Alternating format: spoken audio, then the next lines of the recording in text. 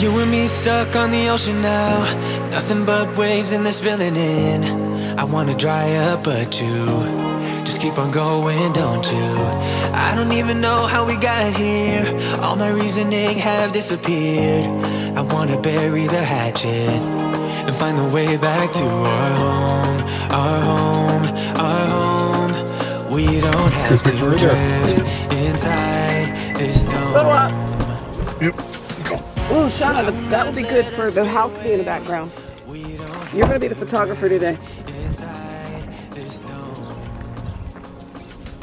This time I guess I'm not going to be facing away from it. Should we do it now? Yeah, let's do it now. What? Here, baby, it's recording. Hi. What am I doing here?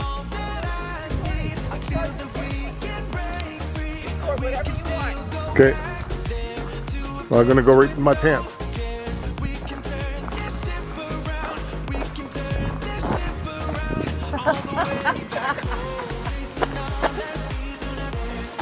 Not the boobs. Oh, you said I record whatever I want.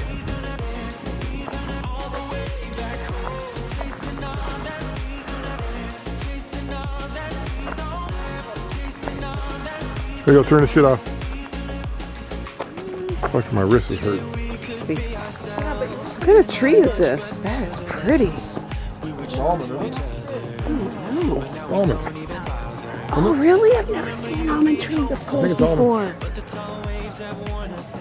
That is cool. Shauna, that's an almond tree.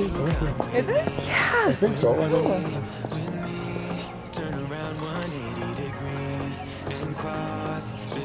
know. Ooh, they have cheese and wine tasting.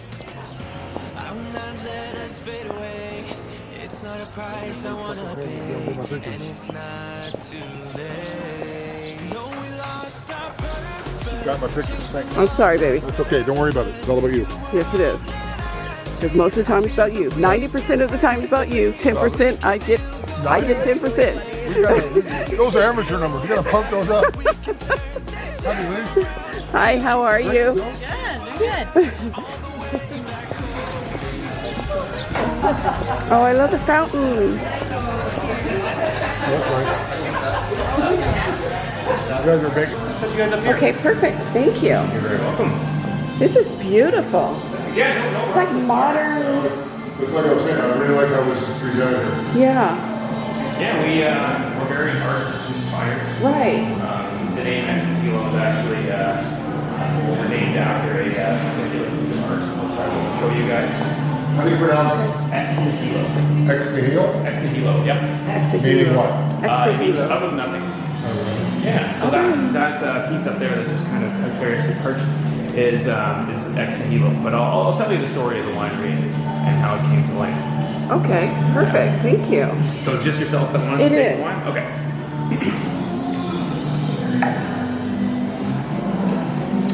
Have a little look-see of what we have to offer. Okay.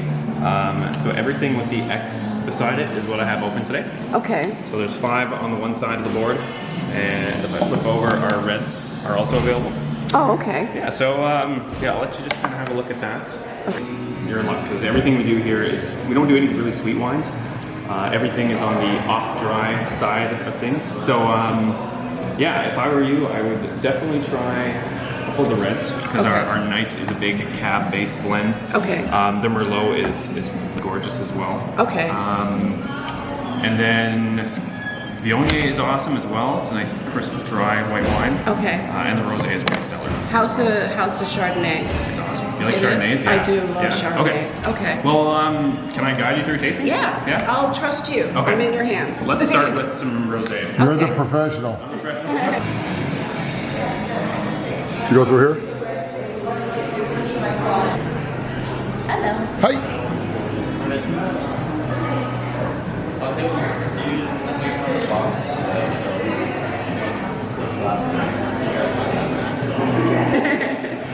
Okay, let's start you with some rosé. Okay. Cool you down a little bit with this guy here. All right. So this is. So this is called Chaos. Okay. Chaos is a line of our wines that we kind of made specifically for the bistro, because our bistro is called Chaos. And our red and our white chaos wines we pour exclusively for the bistro, but the rosé, it was one of those things that was so popular that we just couldn't help but pour it ourselves. Oh, that's nice. It's nice, eh? So it's made from Pinot Noir, which is this area's signature red grape, essentially. It grows very well in the northern part of the valley. And it makes a really awesome rosé as well because the grape itself, the skin is very, very thin. So when choosing a grape to use for rosé, you want to typically do a thinner skinned grape because it doesn't give the wine that much tannins and body potential. This is the first time he gets to play with it today. I bought it. I've been hogging it for the past, 3 days? Oh, that's awesome. New camera for vacation? Yeah, so sorry. Oh, that's okay. I'm That's tasting enjoyable. something in this. Is that a rosé? Is it It is the rose petal or? For me, rosés always give me like classic strawberry rhubarb, almost like like kind of a rosiness to it as well.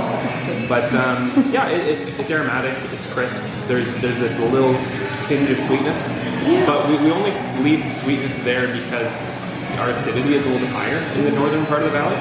So winemaking is all about balance. You can't have a super acidic wine without any sweetness. Otherwise, it'd be like biting into like a Granny Smith apple, and it'd be like an underripe Granny Smith apple for that matter. But I'm pretty proud of this one. I think it worked out pretty well. It is. Yeah, I like it.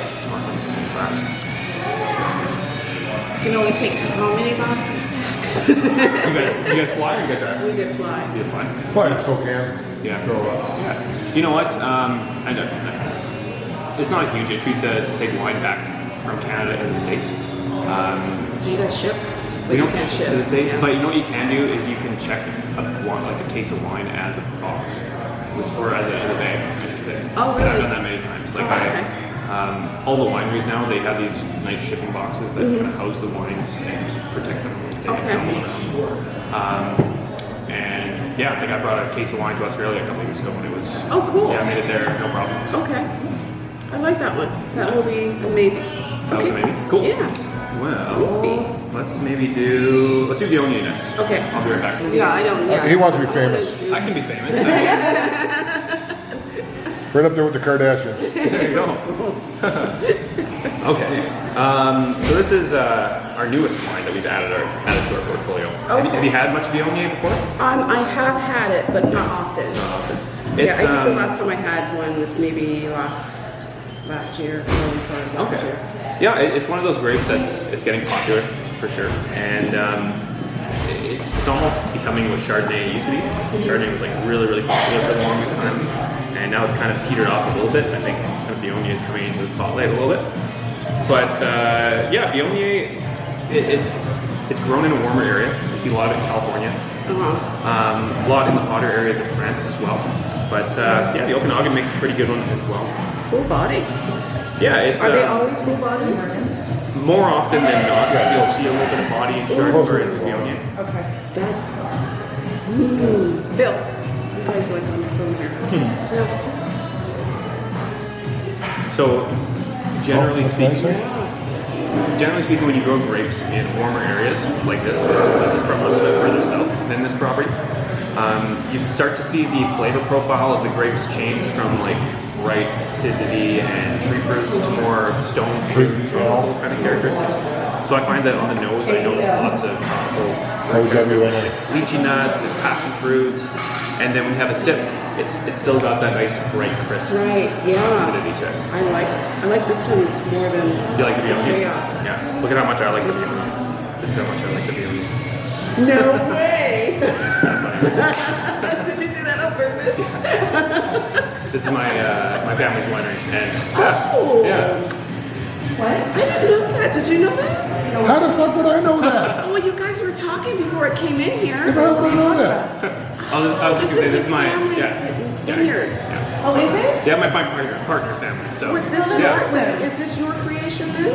no, I'm not the winemaker, but what happened was Remember, you're on camera, so.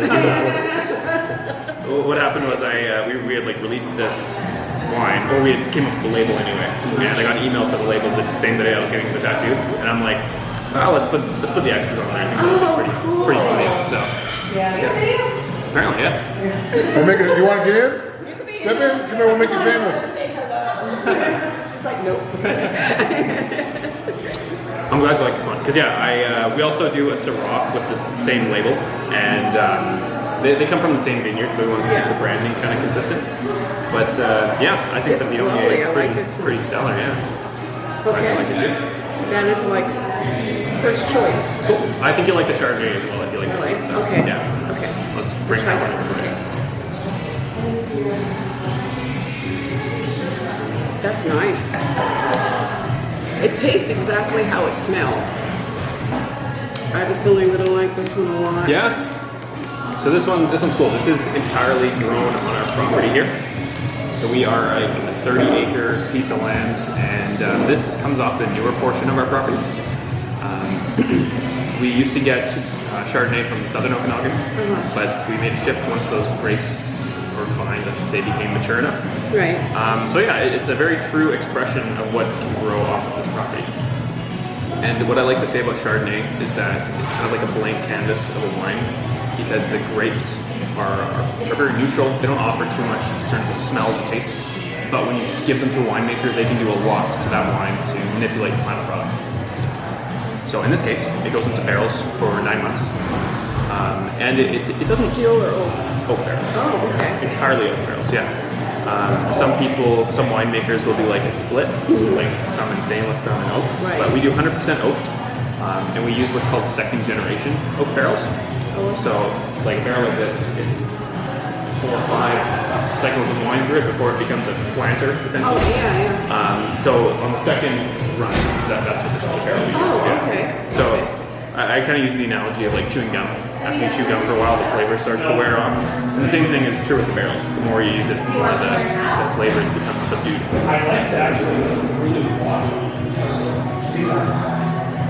And this one slightly lighter than this one. Maybe it's the tartness that but I do.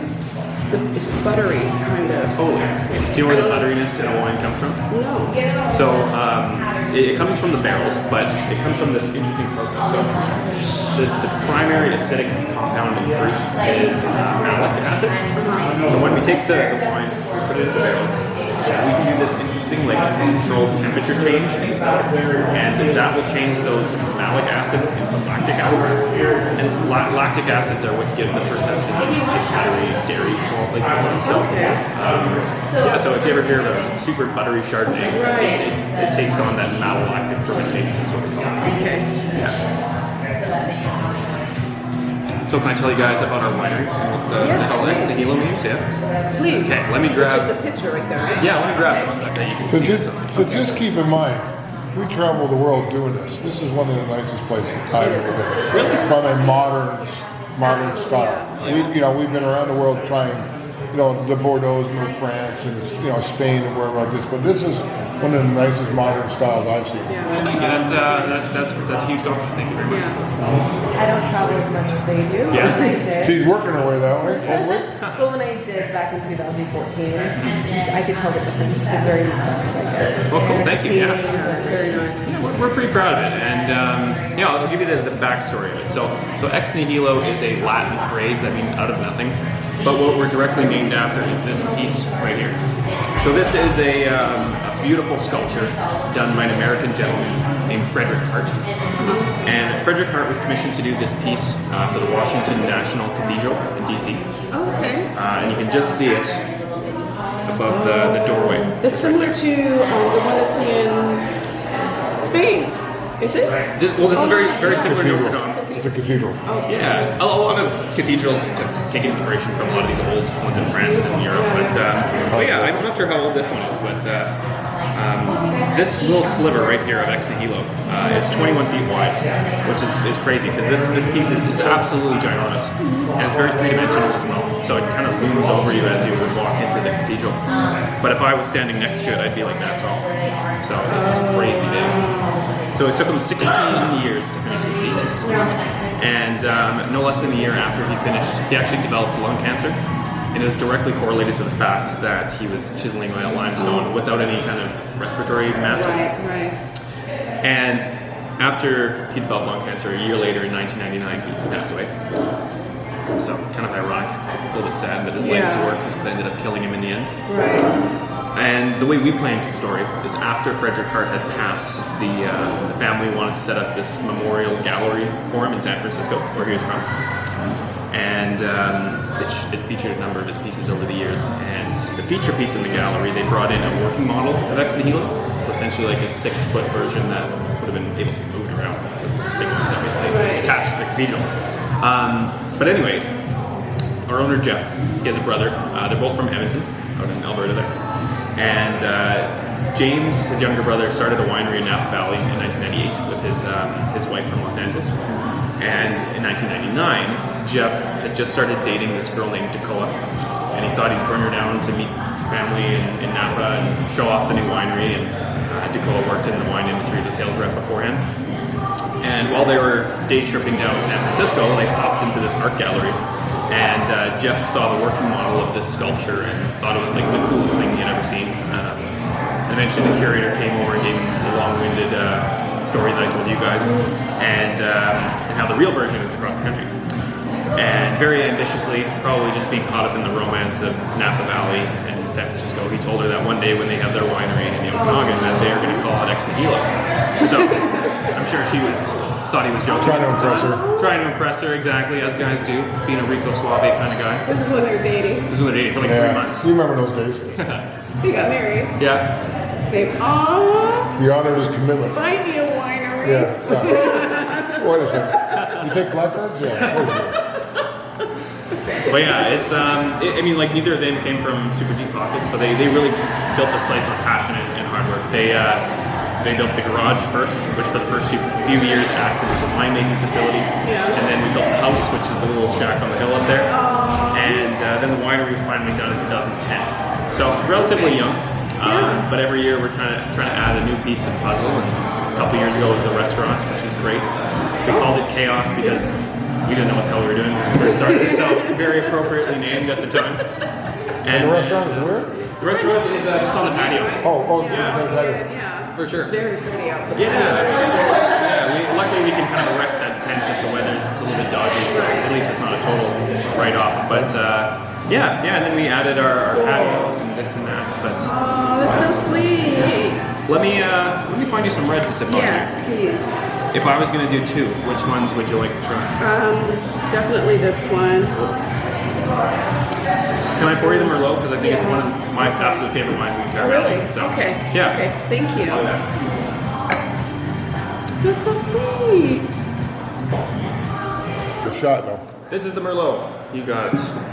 So this guy is, I'd say Merlot probably is the best suited red varietal for the Okanagan. Okay. It's a grape that very consistently ripens here. Things like Cabernet Sauvignon, which are super popular, they do ripen, but only in the extremely hot years. But Merlot, you can ripen it to a number of different styles. In ours, I find that the nose is beautiful. It's got this really plummy, jammy, very approachable nose. Right. And then it kind of becomes disconnected from the way it tastes. So you get this like rush of tannins and body and complexity on the palate. So see what you think of that guy. I think it's, in my opinion, one of the best $36 bottles of wine you can find. I started off with Merlot, and then when I got into Cabernets, I lost the taste for Merlot because it's not as You drink a lot of California wine? dry. Yes, and France. French dip, Yeah. yeah. Well, definitely if you're comparing this to like California, Oh, that's good though. right? Yeah. It's got a little bite at the end though. What is? Yeah, here. I mean, it's probably just the astringency of the tannins, and I mean, ideally we would decant every one of these bottles before we serve them, but it's a little bit difficult to do that in such large quantities. Right. So if you Just let it were breathe a little bit. exactly, Okay. yeah. If you know you're drinking one of our big reds, or any big red for that matter, I would just pour it into the decanter because it really heightens the experience of the wine like 20%, I would say. Yeah. I kind of lost the taste for Merlot, but this isn't bad. Well, you know what? Like Merlot is always going to be kind of the younger brother to Cabernet Sauvignon as far as body goes, because Cab, especially ones from California, are just big and bold and alcoholic and just juicy. And that's great. Those are some of my absolute favorite wines. But if you want something that's a little bit more subdued, a little bit more, a little lighter, this is a good option. But you still get that jammy fruit. Right. there, too. Yeah. It's good. Yeah. What year is that? This is 2016. Oh, okay. Yeah. How much longer do you think that and the one that one is it that this one could sit? Sell it? Well, it's the first year that we've done a Viognier, so I'd be kind of guessing when it comes to the Viognier. Okay. Yeah, I would try it after a year or two. If it's holding up, I'm still going to keep selling mine. But since the Viognier is brand spanking new, I'll probably get like half a case and try it over the next year and see how things progress. But there may be a tipping point. It's like what, 5 years maybe, or Yeah. years? You know what? In the really awesome years, I would say anywhere between 5 and 10. 10 is like starting to get old for Okanagan wines. You're kind of playing with fire a little bit. But this guy, which is the Knight, which is the last one, I would say no problem cellaring it for 6 years, and you'd still get all of the fruit there that it started with. Now, what gives this one the name? So that's that on that cathedral where Ex Nihilo is in the middle. He also did 2 sculptures, one called Day and one called Night. So that's where the name Night comes from. We didn't want to call it a Meritage blend. We didn't really want to call it a Bordeaux style blend. We wanted to just give it our own kind of name. So Night is what we came to. He likes to smell sorry. it, even though he doesn't drink. He likes to smell. Yeah. Well, for me, smelling the wine is It's just like as exciting totally, as tasting it, to be honest. Sometimes I wish wine wasn't as boozy as it is because I want to drink a lot of it, but it's one of those things that. You like that one? Yeah. What is that one? This one is mainly Cabernet Sauvignon, which is about half cab, and then there's 35% Cabernet Franc, and then 15% Merlot. So I may mention that cab has a hard time ripening unless it's really, really hot. So almost always in the Okanagan, you're going to see a little bit of supplementation with Merlot or Cab Franc, just to fill in all the gaps that Cabernet It's a lot Sauvignon. smoother than. Yeah, it is a nice one. And there's a lot of. So what do we think, you guys? How do you like the wines? I like this one and the Viognier. Viognier. I know it's one of those ones that takes 1,000 tries to say it. But, I'm just trying to figure out. I have one already. Then we have The whiskey and the gin, yeah. So and the other 10 bottles. no. So She found it funny. It's a little late in her delivery, I but could throw my clothes in your bag and just put it all in my carry-on. yeah. Except the fact you still got to declare it going across the border. I'm not going to jail. So believe in me, I believe in you, and I just feel that this will